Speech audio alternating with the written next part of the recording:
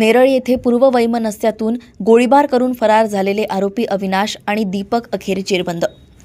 रायगड जिल्ह्यातील नेरळ पोलीस ठाणे येथे 24 नोव्हेंबर रोजी झालेल्या गोळीबाराचा तपास वरिष्ठांच्या मार्गदर्शनाखाली नेरळ पोलीस ठाण्याचे API Shivaji Kawale, PSI Sushil Kanrolkar, PSI Sushant Karjat police ठाणे, पोलीस हवालदार स्वप्नील येरुणकर, सचिन वाघमारे, आर केकाण, पोलीस शिपाई आश्रुबा बेंद्रे, विनोद वांगणेकर यांनी करून आरोपी अविनाश जगन्नाथ मार्गे आणि दीपक विनायक कोळेकर यांना अटक केली. यातील सचिन अशोक भवर यांनी दिलेल्या खबरीनुसार फिर्यादी हे त्यांच्या स्कूटीवरून बदलापूर येथून कामावरून घरी येत असताना मौजे नेरळ येथील धामोते पेशवाई रोडवर आल्यावेळी आरोपी त्यांनी संगणमताने सिल्वर रंगाची CBZ मोटरसायकल याच्यावर येऊन फिर्यादी यांचा पाठलाग करून त्यांना थांबवून त्यांच्यावर गोळीबार करून जखमी करून जीवेठार मारण्याचा प्रयत्न करून आरोपी हे मोटरसायकलवरून फरार झाले होते. सदरचा गुन्हा पूर्ववैमनस्यातून घडला असल्याचे तपासात निष्पन्न झाले.